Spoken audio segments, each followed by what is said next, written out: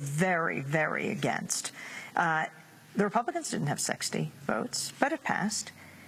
How is it, I mean, what's so key about Massachusetts, of course, is that it means the Democratic voting bloc doesn't have 60 votes. But why did they need that?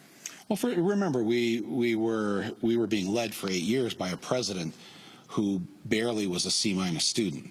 Okay, so when you have stupid people in charge, 60 sounds like a majority of 100. Yeah, I think that's what we need is 60, and they just they somehow were able to convince the American people that 60 is 50.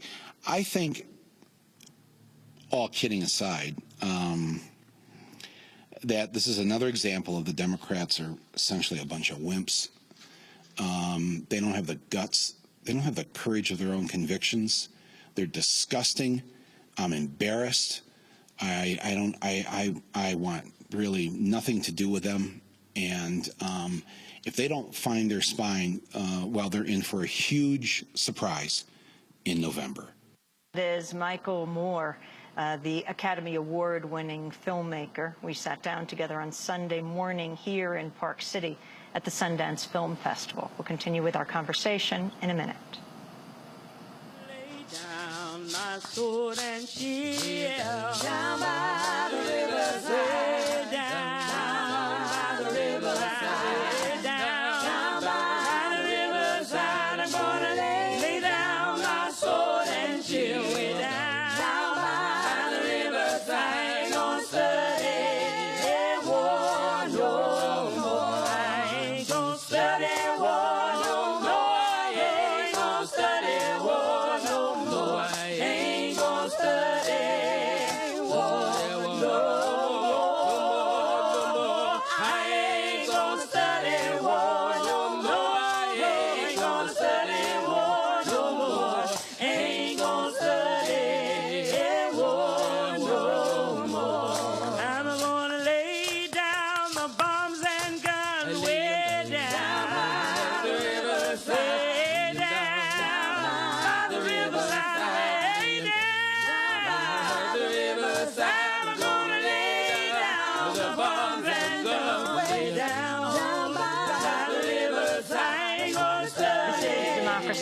DemocracyNow.org, the War and Peace Report. I'm Amy Goodman. We're broadcasting from the Sundance Film Festival, the home of independent filmmaking, the largest film festival for independent media in this country. As we continue now with my conversation with Michael Moore, the Academy Award-winning filmmaker, his last films, Sicko, and then, well, Capitalism, A Love Story. Do you think healthcare will pass in any way, and do you think it should? I mean, you did the film Sicko. Yeah, you told us about the different systems around the world, that we're actually the exception, not the other systems, though they may differ in various ways, France, Canada, Britain. I mean, should this healthcare bill pass? No. No, it shouldn't. And neither the Senate nor the House bill. They're both wrong. And there are parts of them that are great. And maybe what they should have done from the beginning, instead of calling it a universal health care bill, which is a lie, they just should have had a bill that say, let's pass a law that prohibits people being denied insurance because of pre-existing conditions. Pass that law. Let's have a law that says kids can stay on their parents' health insurance to age 25. You know, pass that law. I mean, that probably now, looking at their inability to organize their way out of a vast majority box that they've been in, they can't even figure out how to lead when they have a mandate. So at this point, I hope that they don't vote for either of those, and I hope that the people watching this and listening to this, and everybody else out there gets active, because it isn't going to happen on its own. And certainly none of the Obama people are going to make it happen. That is for damn sure. Okay, let's talk about, well, Capitalism Love Story just came out, and we're looking now today, when we look at the economy, when we look at the state of our union, Ben Bernanke, the question of whether he should be reconfirmed, Timothy Geithner as Treasury Secretary. And when we're looking at a Supreme Court decision, unprecedented, overruling years of precedent of corporate money just, if it hasn't already, the floodgates opened on them flooding politics in this country. Put that all together. Man, that's so depressing.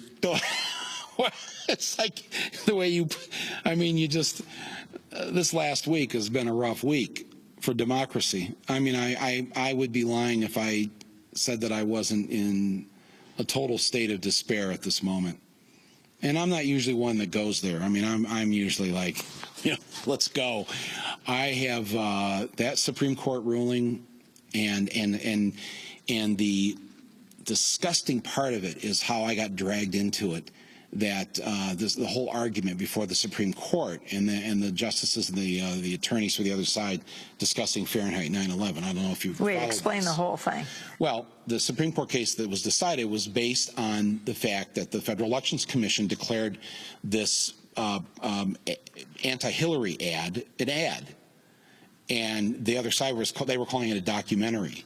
She's deceitful. She'll make up any story, lie about anything, as long as it serves her purpose of the moment. Ruthless, vindictive, venal, sneaky, ideological, intolerant. Liar is a good one. Scares the hell out of me. And the FEC said, no, this is an ad, and you have to follow the election laws in terms of where the money comes from. You have to report this. And they said, no, it's just like Michael Moore's Fahrenheit 9/11.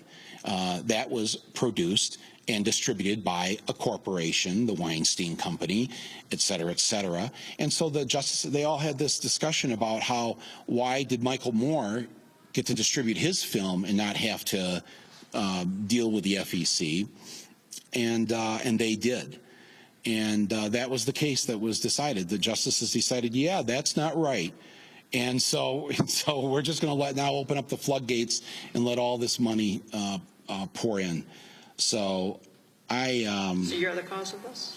I got to tell you, my own Catholic guilt and my own, I have thought about this for the last few days. I not that I'm the cause of it, but you know, see, the thing is, and this is how they got away with it, is basically you really never want the government, any arm of the government, whether it's the FEC or the Supreme Court, deciding who can say what, period. You know, I think what I do is a form of journalism. You know, it's essentially a filmed version of the op-ed page, my op-ed page. And it's full of lots of facts and information. It also is full of my opinion. And, you know, the right would say, no, that's not true. You were just out there trying to get Bush out of the White House and get Kerry elected with Fahrenheit 9/11. And I could say and prove, of course, that I started working on that film long before there was a John Kerry for president. And I never spoke to anybody in the Kerry campaign, and I'm sure they didn't want to speak to me. So that had nothing to do with that. Whereas the Hillary thing was specifically set up to be out there during the campaign in 2008 to stop Hillary Clinton. But you can see how it could get confusing and how they can create the ball of confusion in all of this. And of course, where did my money come from? Well, my money came from a Hollywood studio. Hollywood studio is a corporation, not only just a corporation, but in this case, Fahrenheit 9/11 was made by Miramax, which is part of the Walt Disney Company. So you can see where they go with this. And I think that